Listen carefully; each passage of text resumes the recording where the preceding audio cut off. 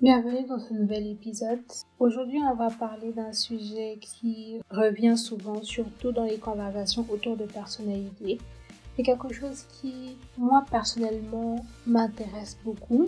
On va parler de l'introverti, l'extraverti ou un mélange des deux. On va décortiquer tout ça ensemble, comprendre ce que ces mots veulent vraiment dire, d'où ils viennent, ce qu'ils impliquent et notamment comment on peut parfois se reconnaître dans les deux profils selon les moments ou les contextes. Si tu t'es déjà senti trop silencieux ou trop sociable selon les situations, reste avec moi, cet épisode est pour toi.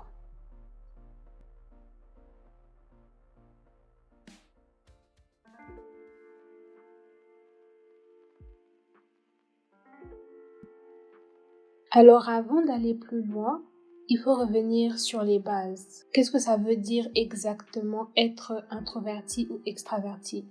Ces termes viennent de la psychologie et plus précisément de Carl Jung, un psychiatre suisse du XXe siècle. Pour lui, l'introversion et l'extraversion représentaient la direction de l'énergie mentale. Les introvertis puisent leur énergie à l'intérieur d'eux-mêmes, dans la solitude, la réflexion et le calme.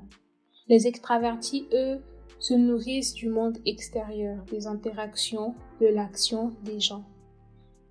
Mais attention, ce n'est pas aussi simple que timide ou sociable. Il y a beaucoup de malentendus autour de ces mots. Par exemple, on pense qu'un introverti déteste parler, ce qui est faux. Il peut adorer discuter, mais dans des contextes précis, avec les bonnes personnes. Et un extraverti n'est pas forcément superficiel ou bruyant. Il peut être très à l'écoute tout en étant à l'aise dans un groupe. Parlons d'abord des introvertis. Ce sont souvent des personnes qui aiment penser avant d'agir, qui préfèrent les conversations profondes à deux plutôt que les grands groupes. Ce sont des gens qui ont besoin de temps seul pour se recharger.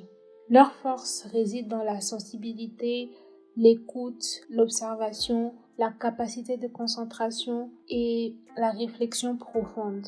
Les défis sont une fatigue sociale rapide, le besoin de retrait parfois, mal compris par l'entourage, la pression de devoir être plus sociable. Et pourtant, dans un monde souvent orienté vers l'extraversion, les introvertis apportent une richesse silencieuse, une profondeur qu'on oublie parfois de valoriser. Pour ce qui est des extravertis, ce sont des personnes qui se sentent vivantes dans l'interaction. Parler, rire, être entouré, c'est ce qui les stimule. Leur force réside dans la facilité à se connecter avec les autres, la spontanéité, l'énergie en groupe. Les difficultés sont la difficulté de rester seul sans s'ennuyer, l'impulsivité parfois, et la tendance à éviter l'introspection. Mais leur dynamique, leur capacité à créer du lien, à briser la glace, en font souvent des moteurs dans les cercles sociaux et professionnels. Et si on ne se reconnaît ni complètement dans l'un ni complètement dans l'autre, c'est là qu'intervient le concept ambiverti. Un ambiverti, c'est quelqu'un qui oscille entre les deux pôles, selon les situations, les personnes ou même son énergie du moment. Par exemple, être très à l'aise en groupe, mais ressentir un besoin urgent d'isolement après. Adorer animer une réunion, mais avoir besoin de calme ensuite pour se recentrer. C'est peut-être aussi lié à notre histoire personnelle, à notre éducation, à notre environnement culturel ou même à certains traumatismes qui ont influencé notre manière d'être. Et la vérité, c'est que la majorité des gens sont ambivertis à différents degrés. Pour être honnête avec vous, moi je me suis toujours considérée comme introvertie. Quand j'étais plus jeune, je ne savais même pas que ces mots existaient. Je savais juste que j'étais calme, que je préférais rester dans ma bulle et ce n'était pas toujours bien compris autour de moi. J'ai remarqué qu'on me percevait souvent comme trop réservée, fermée ou simplement trop dans mon monde. Mais au fond, j'étais juste quelqu'un qui réfléchissait beaucoup, qui observait et qui préfère les moments calmes aux grands rassemblements.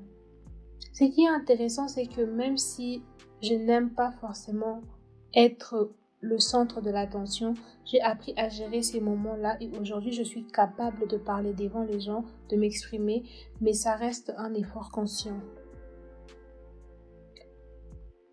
Et dans ma vie de tous les jours, par exemple, quand j'ai été à l'université, j'ai été le genre de personne qui passait beaucoup de temps seule, par choix, pas par isolement. Je pouvais passer tout un week-end sans quitter ma chambre, tant que j'avais de quoi manger, une bonne connexion Internet et de quoi me sentir bien. Un souvenir marquant, c'était la première fois que je suis allée au cinéma toute seule. Au début, c'était un peu bizarre vu que tout le monde était soit en famille, entre amis, et moi j'étais seule. Mais je me sentais pas mal.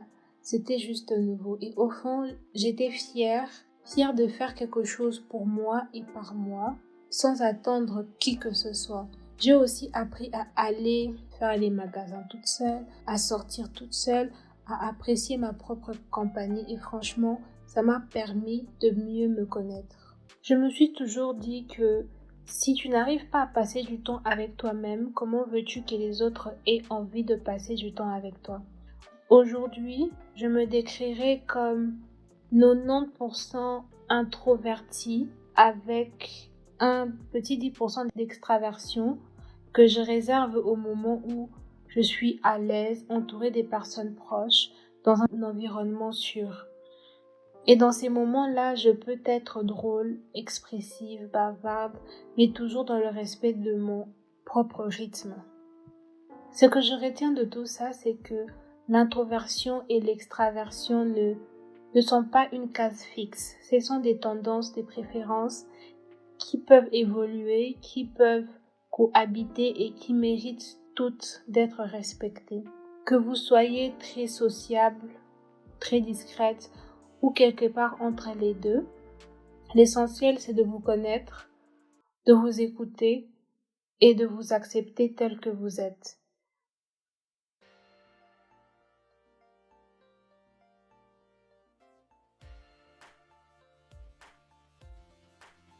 Et toi, où est-ce que tu te situes? Est-ce que tu te reconnais plutôt dans l'introversion, l'extraversion ou un peu des deux?